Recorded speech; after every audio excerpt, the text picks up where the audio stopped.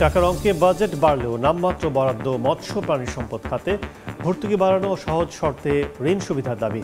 কাঁচামালের শুল্ক জটিলতা নিরসনের পরামর্শ। এনবিআর আলাদা করার প্রজ্ঞাপন বাতিলের দাবিতে চলছে দ্বিতীয় দিনের কলম বিরতি। প্রধান কার্যালয় সহ আঞ্চলিক দফতরে কাজ বন্ধ রেখেছেন কর্মকর্তা কর্মচারীরা। ঢাকার 2 সিটিতে বসছে 19টি পশুর হাট। প্রস্তুতি চলছে পুরোদমে। ঈদের আগের দিন সহ 5 দিন চলবে বেচাকেনা। ভালো দামের আশায় খামারিরা। নাব্যহারে অস্তিত্ব সংকটে খুলনার 22 নদী। কমছে নৌরুট, বাড়ছে পণ্য পরিবহন খরচ। ব্যাহত নদী নির্ভর অর্থনীতি। খনন সহ পানি প্রবাহ নিশ্চিতের পরামর্শ। এবং কাতারের সঙ্গে 20,000 কোটি ডলারের চুক্তি যুক্তরাষ্ট্রের। বিক্রি করবে 160টির বেশি জেট বিমান। ইরানের সঙ্গে পরমাণু ইস্যুতে সহযোগিতা করবে দোহা, আশা ট্রাম্পের।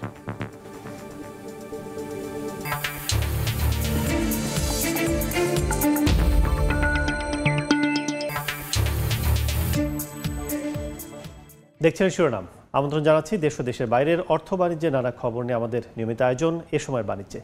আপনাদের সঙ্গে আছি আমি কাজল আব্দুল্লাহ। আসছে বাজেটে প্রাণী ও মৎস্য সম্পদের উন্নয়নে ভর্তুকি বাড়ানো ও সহজ শর্তে ঋণ সুবিধা চালুর দাবি জানিয়েছেন এ খাতের ব্যবসায়ীরা। এতে একমত কৃষি অর্থনীতিবিদরাও। বলছেন ভর্তুকির পুরোটাই শস্য খাতে না দিয়ে এদিকেও নজর দেওয়ার সময় এসেছে। মাছ মাংসের দাম কমাতে ফিডের কাঁচামাল আমদানিতে শুল্ক জটিলতা নিরসনের দাবিও জানান তারা। ফরদুর রহমানের রিপোর্ট। শস্যের পাশাপাশি আমিষ উৎপাদনে বাংলাদেশ এখন অনেক দেশের কাছে উদাহরণ। এক দশকে গবাদি পশুর উৎপাদন বেড়েছে 142%-এরও বেশি। কৃষি খাতে মৎস্য ও প্রাণী সম্পদের অংশগ্রহণ বাড়লেও এ খাতে শস্যের তুলনায় বরাদ্দ, ভর্তুকি ও ঋণ সুবিধা তেমন নেই। কখনো সমান হচ্ছে, কখনো লস হচ্ছে। সেক্ষেত্রে খামার টিকায় রাখা মুশকিল। বারে বারে আমরা ডিলারদের কাছে জিম্মি হয়ে যাচ্ছে। ফিটের দাম বেশি, ফিট বাকি নিয়ে আসি। ফিড উৎপাদনকারীরা বলছেন দেশীয় কাঁচামাল কিনতে মধ্যবর্তী স্তরের ভোগান্তি ও আমদানিতে উচ্চ শুল্কের চাপে রয়েছে তারা। সাধারণ ভোক্তাকে যদি আপনি কম দামে মাংস, দুধ, মাছ, মুরগি, ডিম খাওয়াইতে চাই, খাবারের দাম কমানোর বিকল্প নেই। টিডিএস, এআইটি, ভিডিএস এগুলো প্রত্যাহার না করলে খাবারের দাম কমানো সম্ভব না। টাকার অঙ্কে বাজেটের আকার বাড়লেও সবশেষ 5 অর্থ বছরে 4 বারই কৃষি খাতে বরাদ্দ ছিল গড়ে মোট বাজেটের 5.5%। এর মধ্যে মৎস্য প্রাণী সম্পদ উপখাত পেয়েছে নামমাত্র বরাদ্দ। এমন বাস্তবতায় সামগ্রিক কৃষিতে বিরাট অবদান রাখা এই উপখাতে বরাদ্দ ভর্তুকি বাড়ানোর তাগিদ কৃষি অর্থনীতিবিদদের। কৃষি মন্ত্রণালয় যেমনি ভর্তুকি আলাদাভাবে দেওয়া হয়, মৎস্য প্রাণী সম্পদ মন্ত্রণালয়ের ক্ষেত্রে সেটা রাখা হয়। এই ক্ষেত্রে যদি ভর্তুকি দেওয়া হয় তাহলে দামটা কমবে এবং সাধারণ মানুষ সেটা ভোগ করার সুযোগ পাবে। অর্থ মন্ত্রণালয় সূত্র বলছে আগামী বাজেটে কৃষিখাত সংশ্লিষ্ট 5 মন্ত্রণালয়ের জন্য 48,000 কোটি টাকা বরাদ্দ রাখা হতে পারে, যেখানে ভর্তুকি থাকতে পারে 18,000 কোটি টাকা। ফরহাদুর রহমান, সময় সংবাদ, ঢাকা। দর্শক, প্রাণী সম্পদ খাতের বাজেট নিয়ে আলোচনার জন্য আমাদের সঙ্গে স্টুডিওতে আছেন ফিড ইন্ডাস্ট্রিজ অ্যাসোসিয়েশন অব বাংলাদেশের সাংগঠনিক সম্পাদক মোহাম্মদ আনোয়ারুল হক। এই সময় বাণিজ্যে আপনাকে স্বাগত জানাচ্ছি। ধন্যবাদ আপনাকে। আমরা প্রথমে একটু আমরা জানতে চাই, সেটা হচ্ছে যে শস্যের তুলনায় যে প্রাণী সম্পদ ও মৎস্য খাতে সরকারের যে ভর্তুকি বরাদ্দ দেয় সেটি আসলে আপনাদের জন্য কতটা বান্ধব বলা চলে, ব্যবসা বান্ধব? দেখুন, বিগত বছরগুলোতে সেইভাবে ভর্তুকি কিন্তু পোলট্রি মানে কৃষির একটি উপখাত আমাদের এই শিল্পটি বা এই খাতটি, সেটিতে কিন্তু সেইভাবে বরাদ্দ দেওয়া হয় না এবং না দেওয়ার ফলে প্রান্তিক খামারিরা কিন্তু ব্যাপক ক্ষতিগ্রস্ত। যদি আগামী বাজেটে যদি এই খাতে যদি একটু ব্যাপক বরাদ্দ থাকে তাহলে কিন্তু ফার্মাররা উপকৃত হবে এবং সেই সঙ্গে তাদের উৎপাদনটা অব্যাহত রাখবে। উৎপাদন অব্যাহত রাখলে কিন্তু আপনার সাধারণ ভোক্তা কিন্তু একটা ন্যায্য মূল্যে সারা বছর তার প্রোটিনের চাহিদাটা পূরণ করতে পারবে। আমি আশা করি যে সরকার আগামী যে বাজেট আসছে এই বাজেটে যে বিগত বছরে যে 5% যে বরাদ্দ দেওয়া হয়েছিল এটি অন্তত 15-20% এই কৃষির এই উপখাতটিতে দেওয়ার জন্য আমি অনুরোধ করব। এবার আপনাদের যে 15-20%, 5 থেকে 15 থেকে 20, এটি আসলে কতটা বলা চলে যে আপনাদের প্রয়োজন, কিংবা আদর্শ সরকারের সঙ্গে আপনারা এই ব্যাপারে বসছেন কিনা, প্রস্তাবনা দিয়েছেন কিনা? আমরা বিভিন্নভাবে সরকারের সাথে বসেছি, বিভিন্নভাবে তাদেরকে আমাদের সমস্যাগুলো তুলে ধরেছি। আমাদের কাঁচামাল আমদানির ক্ষেত্রে যে সমস্ত প্রতিবন্ধকতা আছে বা যে সমস্ত ক্ষেত্রে ডিউটি আছে সেগুলো ছাড় দেওয়ার জন্য বলেছি। আমাদের বৃহৎ 2-3টি সমস্যা, সেই সমস্যাগুলো নিয়ে একাধিকবার তাদের সঙ্গে আমরা লিখিতভাবে দিয়েছি, বসেছি। আমরা জানি না কতটুকু সামনের বাজেটে তার প্রতিফলন হবে, তবে আশা করব যে সরকার এমন একটি খাত নিয়ে কাজ করছে যে খাতটিতে কিন্তু আপনাকে ভাবতে হবে যে একটা হলো এই খাতে কিন্তু ব্যাপক কর্মসংস্থান সৃষ্টি হয়। তো সেটি বেকার ছেলেমেয়েরা কাজ করে, গ্রামের গৃহিণীরা কাজ করে, সেখানে তারা কাজ করে জীবিকা নির্বাহ করে, প্লাস পাশাপাশি কিন্তু তাদের নিজেদের প্রোটিনের চাহিদাটাও পূরণ করে এবং তাদের উৎপাদিত পণ্য সারা দেশে এই 18 কোটি মানুষের কিন্তু প্রোটিনের চাহিদা পূরণ করতেছে। সো একদিকে এমপ্লয়মেন্ট জেনারেট হচ্ছে, পাশাপাশি কম সুলভ মূল্যে কিন্তু যে প্রোটিনটা সাধারণ ভোক্তার কাছে পৌঁছে দেওয়া একটা কিন্তু কাজ, অর্থাৎ এই সেক্টরটা অত্যন্ত গুরুত্বপূর্ণ। সেখানে সরকারের দৃষ্টি তো আমি মনে করি সবচেয়ে প্রায়োরিটি হওয়ার কথা। একটা বিষয় বলবেন কি যে ফিডের যে কাঁচামাল আমদানিতে কর জটিলতা, সেটি আসলে আপনারা কিভাবে দেখুন, কর জটিলতা যেগুলো আছে, যেমন ধরলেন যে এআইটি আমাদের কাছে অ্যাডভান্স ইনকাম ট্যাক্স কেটে নেওয়া হয় কিছু কিছু আইটেমে। ভুট্টা আমদানিতে 2%, আপনার সয়াবিন মিল আমদানিতে 5%, এরকম অনেকগুলো আইটেম আছে যেগুলোতে নেওয়া হয়। সেগুলো কিন্তু বছর শেষে আমরা যে বিজনেস করি সেই বিজনেসের যে আয় হয় সেই আয়ের সাথে অসামঞ্জস্যপূর্ণ। অ্যাডভান্স কেটে নেওয়া মানে কি, এটা অ্যাডজাস্টমেন্ট হবে। দেখা যায় যে আমার কাছ থেকে 1 লক্ষ কেটেছে, আমার আসলে বছর শেষে বিজনেসের আয় দাঁড়িয়েছে বা ট্যাক্স দাঁড়িয়েছে আমার কাছে 75,000, তাহলে 25,000 টাকা। 25,000 টাকা কিভাবে বিনিময়? এইটা কিন্তু আইনি জটিলতা, আমরা এটা রিটার্নও পাই না, এটা অ্যাডজাস্টমেন্টও হয় না, ঘুরে ফিরিয়ে এটা কিন্তু এই 25% যে 25,000 টাকা এটি কিন্তু এসে ভোক্তার উপর এসে বর্তাচ্ছে।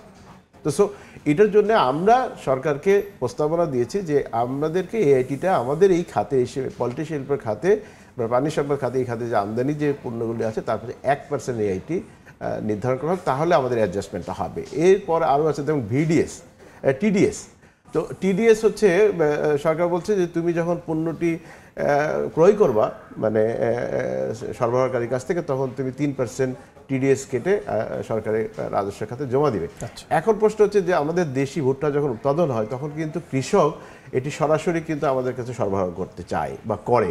সেটি কিভাবে, তারা এই যে নসিবুন কর্মীর নাম শুনেছি আমরা, 2 টন 5 টন 3 টন 1 টন করে তারা সরবরাহ।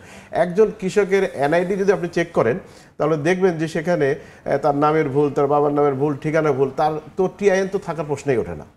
তো আমি যদি তার টিআইএন না থাকে তাহলে আমি কিভাবে তার এই টিডিএসটা কেটে আমি সরকারের খাতে, কিন্তু আমি কিন্তু মাধ্যম মানে ভায়া, আমি তার হয়ে টাকাটা আমি জমা দিব। তো সো আমি কিভাবে দেবো, যার জন্য সরকারকে বলছি যে টিডিএসটা আমাদেরকে উঠিয়ে দিন। টিডিএসটা উঠিয়ে না দিলে এইটি হলো যেভাবে এখন কালেকশন করা হচ্ছে সেটিও কিন্তু এসে ভোক্তার কাছে আছে। এক হচ্ছে কৃষক সরাসরি তার নামে যেহেতু টিআর নেই সে দিতে পারছে না। তো এরকম অনেক জটিল ভিডিএস আছে, অনেকগুলো জটিলতা আছে। তো যার কারণে এগুলো আমরা সরকারের কাছে লিখিতভাবে বিভিন্নভাবে আমরা আবেদন করেছি যে আমাদেরকে এটি ছাড় দেওয়া হোক। এগুলোর বিনিময়ে আমরা একটু সুলভ মূল্যে আগামী বছর ভোক্তাকে আমাদের পণ্যটি আমরা তাদের হাতে তুলে দিতে পারব। সেক্ষেত্রে যদি বলেন যে আমরা যতটুকু জানি যে বারবারই কথা আসে, আমরা যখন কোনো খামারির কাছে যাই কিংবা কোরবানি হাটগুলোতে যাই, বেচা বিক্রির সময় খামারিরা কিন্তু আমাদের বলে যে খাদ্যের দাম বেশি, ফিডের দাম বেশি, নানাভাবে সব কিছু দাম বেড়ে যাচ্ছে। আসলে এই বাড়ানোটা কতটুকু আসলে আপনাদের হাতে থাকে, কিংবা আপনারা যেখান থেকে কিনছেন সেখান থেকে আসলে দাম বাড়ানো হচ্ছে, এইটা সরকার কিভাবে নিয়ন্ত্রণ করতে পারে? না, এটা আসলে আমাদের হাতে থাকে না। কারণ দেখুন যে গত এই যে বছর অর্থ বছরটা চলে গেল, 23-24 অর্থ বছর যেটি চলে গেল, সেটি কিন্তু অনেকটা চ্যালেঞ্জ ছিল আমাদের কাছে। সেটি হচ্ছে যে 1 নম্বর হচ্ছে যে আপনার বৈশ্বিক বিভিন্ন কারণে কাঁচামালের দাম বিভিন্নভাবে বৃদ্ধি। আমরা কিন্তু আমাদের এই শিল্পের কাঁচামাল প্রায় 60% অলমোস্ট আমদানি নির্ভর। তো সেটি আমদানি করতে গেলে কিন্তু ডলারে ব্যয় করতে হয়। ডলারের মূল্য আপনি দেখুন যে গত বছর যদি 90-95 টাকা ছিল, সেটা 125 টাকা। তাহলে আমার কাছে কিন্তু সে নিয়ন্ত্রণটা নাই। তাহলে এক হচ্ছে বৈশ্বিক কারণে কাঁচামালের দামগুলো বেড়ে গেছিলো, এখন ধারাবাহিকভাবে একটু কমছে। অলরেডি আপনি দেখবেন যে আপনি গত বছরের যদি অ্যানালাইজ করেন বা 3 মাস আগে যদি অ্যানালাইসিস করেন, ফিডের দাম যেটি ছিল সেটি কিন্তু এখন প্রায় 4 টাকা কেজিতে, গত আমরা 15 দিনে এটা মানে কমিয়েছি, কারণ দেশি ভুট্টা উঠেছে, আমরা অলরেডি সেটা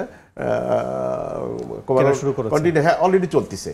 তো এভাবে আমরা কিন্তু যখন যেটা সুযোগ পাই সেটা কিন্তু সরকারকে আমরা মানে দামটা কমিয়ে সাধারণ খামারিদেরকে আমরা সাশ্রয়ের একটা উৎপাদনের দিকে নিয়ে যাওয়ার চেষ্টা করি। যেমন আমাদের আরও কিছু প্রতিবেদন আছে, কিছু কিছু কাঁচামালের সরকারি মানে যে সার আছে, যেটা আমরা আমদানি পর্যায়ে কিছু সার পাই, সেগুলো কিন্তু অনেক ইনক্লুড করা নেই। যেমন মিট অ্যান্ড বোন মিল আছে, রাইস ডিডিস আছে। এই পণ্যগুলো যদি আমাদেরকে অন্য অন্য পণ্য তালিকার সাথে যদি সংযুক্ত করে আমাদেরকে দেওয়া হয়, তাহলে কিন্তু আমি বলতে পারি যে আগামী এই বাজেটে যদি করা হয়, আমরা জুলাই মাসে আমাদের ফিডের দাম আরও 2 টাকা কমবে, কারণ এই পণ্যগুলো সাশ্রয়ী মূল্যে পাওয়া যাবে এবং ফিড উৎপাদনের কষ্টটা কমবে। দেশের কোন কোন পণ্য, ভুট্টা বাদে কোন কোন পণ্য আপনাদের সহায়ক হয়? আমাদের দেশে শুধুমাত্র অ্যাকচুয়ালি ভুট্টাটা আমরা টোটাল আমাদের ডিমান্ডের 60% দেশে উৎপাদন হয়, সেটি আমরা পাই। আরেকটি হচ্ছে যে কুড়া, এই যে রাইস মিলের, অটো রাইস মিলের একটা মানে কুড়া যেটি হয় সেটি আমরা পাই। সেটি এই দুটো পণ্যই আমরা দেশীয় সোর্স থেকে পাই, বাকি সবই কিন্তু আমাদের আমদানি নির্ভর অলমোস্ট। ছোট্ট করে যদি বলেন জানাবে, সেটা হচ্ছে যে এনবিআরকে আলাদা করা হচ্ছে, এটা আপনাদের কর জটিলতা কমবে কিনা? এটি আমি মনে করি যে ব্যক্তিগতভাবে বা আমার অ্যাসোসিয়েশনের তরফ থেকে আমি বলতে পারি এটি একটি ভালো উদ্যোগ সরকারের। কেননা যে নীতি বিভাগ নীতি প্রণয়ন করবে আর রাজস্ব বিভাগ রাজস্ব, দুটো যদি একসঙ্গে থাকে এখানে কিন্তু ম্যানিপুলেটর সুযোগ থাকে। কারণ কিছু কিছু বিষয় আছে যেগুলোতে চাইলে তারা এটাকে একটার সাথে একটা মিলিয়ে এক ধরনের সুযোগ সুবিধা কোনো একটা গোষ্ঠীকে প্রতিষ্ঠাকে দিতে পারে, আবার সেখান থেকে বৈরী ইয়েও থাকতে পারে। তো সব মিলিয়ে এটি আমি মনে করি সরকার একটি ভালো উদ্যোগ। অনেক অনেক ধন্যবাদ আমাদের সাথে আলোচনায় যুক্ত হয়ে, প্রাণী সম্পদ খাতের আগামীতে আরও উন্নয়নের জন্য আলোচনায় যুক্ত হওয়ার জন্য ধন্যবাদ আপনাকে। দর্শক, আলোচনা করছিলাম প্রাণী সম্পদ খাতের বাজেট ও সমস্যা এবং সমাধানের বিষয়ে। আমাদের সাথে যুক্ত ছিলেন ফিড ইন্ডাস্ট্রিজ অ্যাসোসিয়েশনের সাংগঠনিক সম্পাদক জনাব আনোয়ারুল হক। এনবিআর আলাদা করার প্রজ্ঞাপন বাতিলের দাবিতে আগারগাঁওয়ের প্রধান কার্যালয় সহ দেশ জুড়ে আঞ্চলিক দপ্তরগুলোতে 3 দিনব্যাপী কলম বিরতি কর্মসূচির দ্বিতীয় দিন পালন করছেন কর্মকর্তা কর্মচারীরা। সর্বশেষ পরিস্থিতির খবর জানাতে এনবিআর আছেন সহকর্মী অন্তরা সেন, সরাসরি চলেছে তার কাছে। জাতীয় রাজস্ব বোর্ড এনবিআর বিলুপ্তির অধ্যাদেশ জারির প্রতিবাদে ঢাকার এনবিআরের সকল কর্মকর্তা কর্মচারীরা কিন্তু কর্মবিরতি পালন করছেন। সারা দেশে কিন্তু তারা 3 দিন ব্যাপী কর্মবিরতি পালন করবেন। এক্ষেত্রে এখানে রয়েছে কাস্টমস, ভ্যাট, শুল্ক কার্যালয়ের সকল কর্মকর্তা কর্মচারীরা। তারা 3 দিন কলম বিরতির মাধ্যমে কর্মসূচি পালন করছেন। 3 দিনের এই কলম বিরতি শুরু, এই 3 দিনের কলম বিরতি শুরু হয়েছে কিন্তু গতকাল থেকে। আজ কর্মবিরতির দ্বিতীয় দিন, সকাল 10টা থেকেই কিন্তু চলছে এই কলম বিরতি। এখানকার কর্মকর্তাদের সঙ্গে আমরা কথা বলে জানতে পেরেছি যে আজকে তাদের এই কর্মসূচি চলবে বিকাল 3টা পর্যন্ত। আমরা এনবিআর ভবনের বিভিন্ন তলা ঘুরে দেখেছি, বেশিরভাগ ডেস্কগুলোই কিন্তু একদমই ফাঁকা। কোনো কর্মকর্তা কর্মচারীরা কিন্তু তাদের ডেস্কে নেই, তারা এক ধরনের অলস সময় পার করছেন, তারা কোনো ধরনের কাজ করছেন না। তাদের কথা হচ্ছে তাদের দাবি মেনে না পর্যন্ত তারা কিন্তু এই প্রতিবাদ চালিয়ে যাবেন। সব কর্মকর্তা কর্মচারীরাই কিন্তু আসছেন অফিসে, অন্যান্য দিনের মতোই কিন্তু তারা এসেছেন, কিন্তু তারা কিন্তু কোনো ধরনের কাজ করছে না। জানিয়ে রাখতে চাই, গত সোমবার রাতে এনবিআর ও অভ্যন্তরীণ সম্পদ বিভাগ বিলুপ্ত করে রাজস্ব নীতি বিভাগ এবং রাজস্ব ব্যবস্থাপনা বিভাগ নামে 2টি বিভাগ গঠন করে অধ্যাদেশ জারি করা হয়েছে। এরই প্রতিবাদে কিন্তু তারা কর্মবিরতি পালন করছেন। আর এখানকার এক কর্মকর্তা আমাদের জানিয়েছেন যে আজ বিকাল 3টায় তারা তাদের পরবর্তী কর্মসূচির নিয়ে এক সংবাদ সম্মেলন করবেন। এই ছিল আমার কাছে এখানকার সর্বশেষ পরিস্থিতি। এখন সরাসরি ছিলাম এনবিআর এর প্রধান কার্যালয়ে। এবার বন্দর বাণিজ্যের খবর।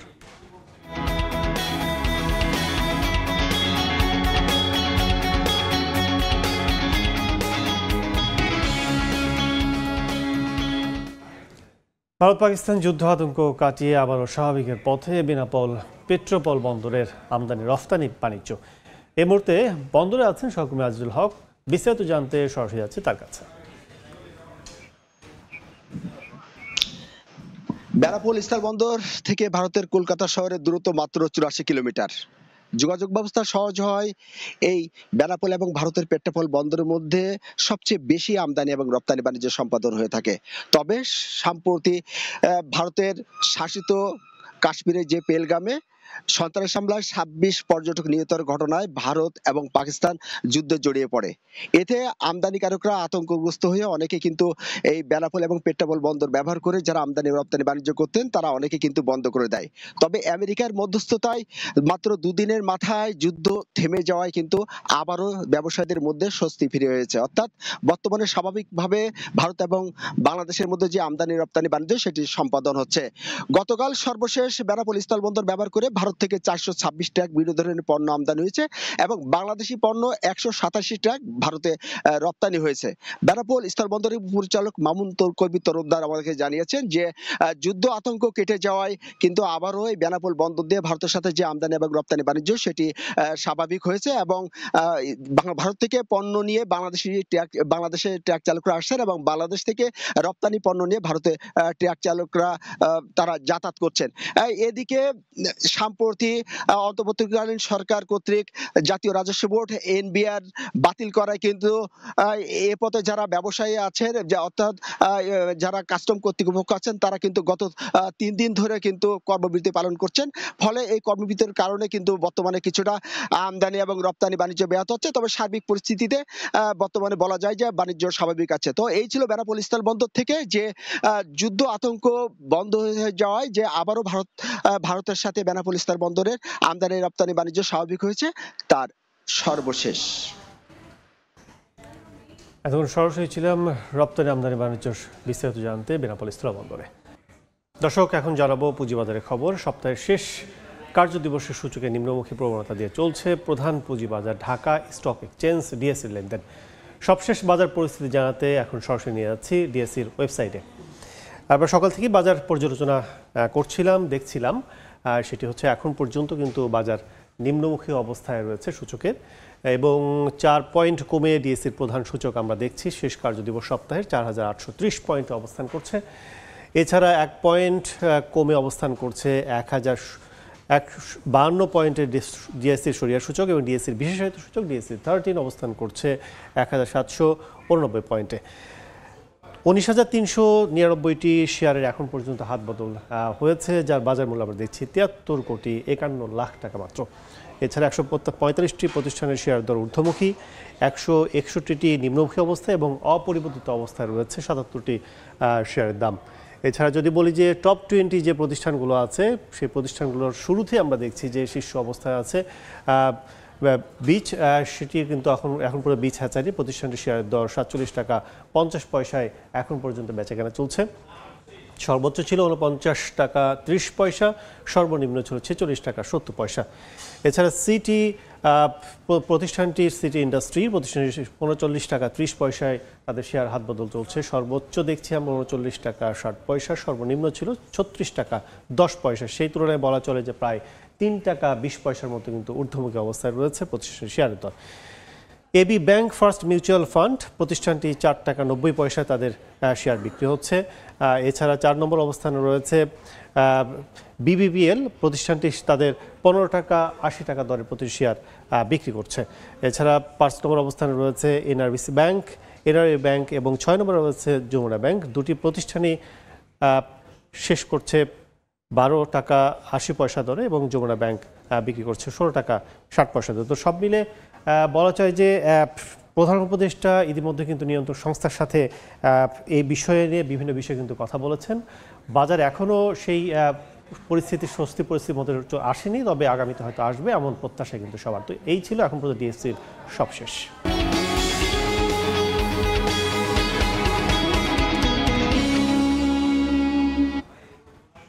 রাজধানীতে এবার 19টি কোরবানির পশুর হাট বসবে। এর মধ্যে ঢাকার দক্ষিণ সিটিতে 9টি এবং উত্তর সিটিতে 10টি স্থান নির্ধারণ করে দরপত্র আহ্বান করা হয়েছে। ঈদের আগের 3 দিন সহ 5 দিন চলবে পশু বেচাকেনা, থাকবে পর্যাপ্ত নিরাপত্তা ব্যবস্থাও। কোরবানির ঈদের বাকি আছে 1 মাসেরও কম। এরই মধ্যে রাজধানীতে পশুর হাট বসানোর প্রস্তুতি নিয়েছে ঢাকার 2 সিটি কর্পোরেশন। হাট ইজারা দিতে আহ্বান করা হয়েছে উন্মুক্ত দরপত্র। আদালতের নিষেধাজ্ঞায় এবার হাটের তালিকা থেকে বাদ পড়েছে আফতাবনগর এবং মেরাদিয়া পশুর হাট। উত্তর শাহজাহানপুর মৈত্রী সংঘ ক্লাবের খালি জায়গা, সাদেক হোসেন খোকা মাঠের খালি জায়গা সহ দক্ষিণ সিটিতে 9টি হাট বসবে। অন্যদিকে গাবতলী স্থায়ী পশুর হাট এবং বসিলা, মিরপুর, খিলক্ষেত, বাড্ডা সহ উত্তর সিটিতে হাট বসবে 10টি। শান্তি শৃঙ্খলা বজায় রেখে যারা পাবেন, পাওয়ার ক্ষেত্রে খুবই নিউট্রাল থাকবো আমাদের কোনো, আমরা তো পলিটিক্যাল পার্টি না। 9টা হাটের বিষয়ে আমাদের ইতিমধ্যে টেন্ডার কার্যক্রম হয়েছে।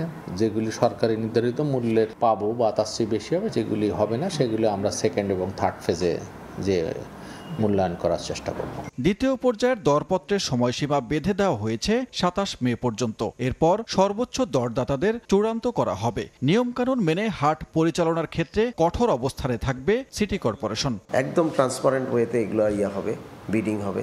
যারা পাবেন তাদের উপরে আমরা কড়াকড়ি নির্দেশনা দিয়ে রাখছি যে ময়লা যেন না করে, রাস্তায় যেন এগুলো না ফেলে। এগুলো তারা যিনি সিলেক্টেড হবেন তারা এইগুলো মেনটেন করে যে হাটগুলো মেনটেন করবেন এবং কোনো অবৈধ হাট আমরা হইতে দিব না। প্রাথমিক পর্যায়ে যে টেন্ডারটা ফ্লোট করেছিলাম সেখানে যে সাবমিশন হয়েছে সেখানে এখন পর্যন্ত আমাদের কাছে কোনো রাজনৈতিক কোনো প্রভাব আমরা অনুভব করি নাই। নির্ধারিত স্থানে হাট পরিচালনা ছাড়াও বর্জ্য ব্যবস্থাপনায় জোর তদারকি করবে নগর কর্তৃপক্ষ। সানবীর রূপল, সময় সংবাদ, ঢাকা।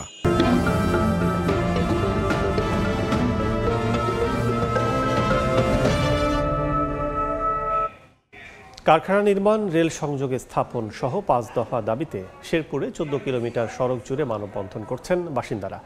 এ বিষয়ে বিস্তারিত জানাতে নিউ মার্কেটে আছেন সহকর্মী শহীদুল ইসলাম হীরা। সরাসরি যাচ্ছে তার কাছে।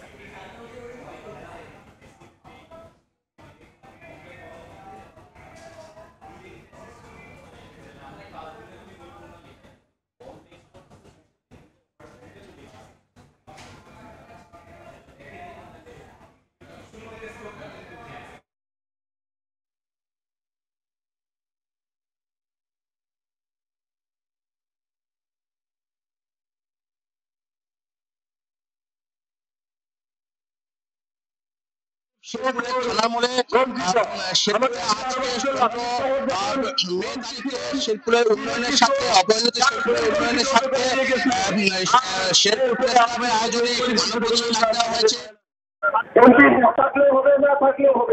কিন্তু একটি মেডিকেল কলেজ শুরু হয়ে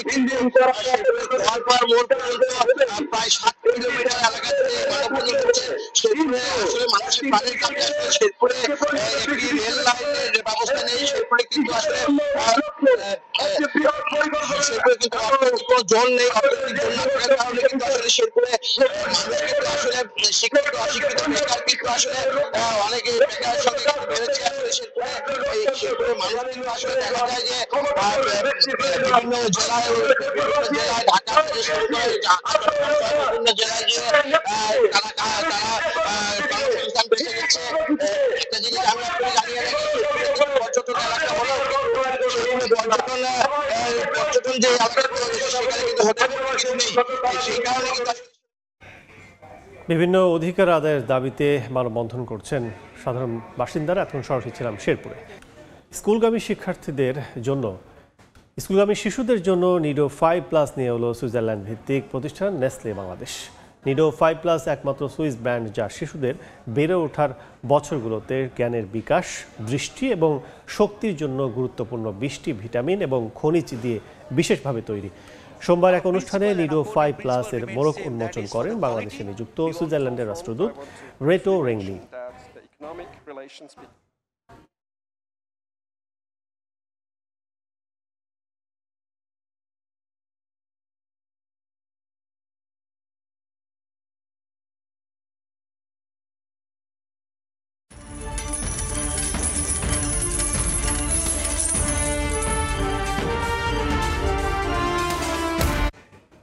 মার্কিন ইরান পারমাণবিক চুক্তি হওয়ায় প্রত্যাশাকে সামনে রেখে বৃহস্পতিবার দিনের শুরুতে লেনদেনে নিম্নমুখী জ্বালানি তেলের দাম ব্যারেল প্রতি দাম কমেছে $1-এরও বেশি।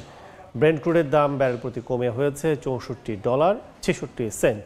আর মার্কিন ওয়েস্ট টেক্সাস ইন্টারমিডিয়েটের দাম হয়েছে ব্যারেল প্রতি $61.70। এদিকে নিম্নমুখী আছে প্রাকৃতিক গ্যাস ও গ্যাসোলিনের দাম। মার্কিন ইরান পারমাণবিক চুক্তি হওয়ার প্রত্যাশাকে সামনে রেখে বৃহস্পতিবার দিনের শুরুর লেনদেনে বিশ্ববাজারে $1 বেশি কমে গেছে অপরিশোধিত তেলের দাম। ট্রেডিং ইকোনমিক্সের তথ্য বলছে এদিন ব্রেন্ট ক্রুডের দাম 2.16% কমে ব্যারেল প্রতি $64.66 নেমেছে। আর মার্কিন ওয়েস্ট টেক্সাস ইন্টারমিডিয়েট WTI ক্রুডের দাম 2.30% কমে প্রতি ব্যারেল $61.70 হয়েছে।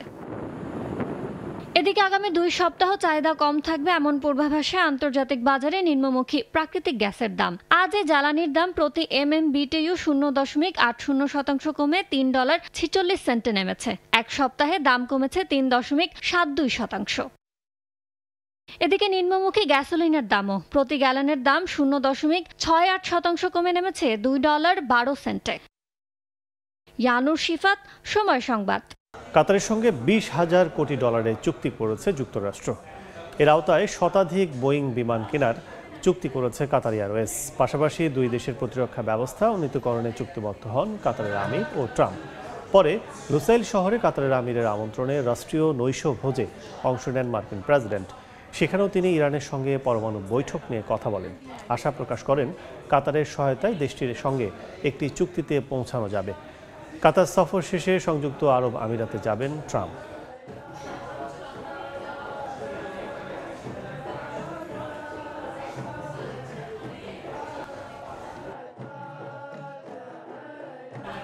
এ পর্যায়ে শীর্ষ সংবাদগুলো জানিয়ে দিচ্ছে আরেকবার। টাকার অঙ্কে বাজেট বাড়লেও নামমাত্র বরাদ্দ মৎস্য প্রাণী সম্পদ খাতে। ভর্তুকি বাড়ানো ও সহজ শর্তে ঋণ সুবিধার দাবি। কাঁচামালে শুল্ক জটিলতা নিরসনের পরামর্শ। এনবিআর আলাদা করার প্রজ্ঞাপন বাতিলের দাবিতে চলছে দ্বিতীয় দিনের কলম বিরতি। প্রধান কার্যালয় সহ আঞ্চলিক দফতরে কাজ বন্ধ রেখেছেন কর্মকর্তা কর্মচারীরা। এবং ঢাকার 2 সিটিতে বসছে 19টি পশুর হাট। প্রস্তুতি চলছে পুরো দমে। ঈদের আগের 3 দিন সহ 5 দিন চলবে বেচাকেনা। ভালো দামের আশায় খামারিরা।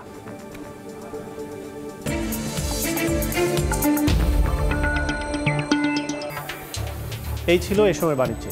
সঙ্গে থাকুন সময়।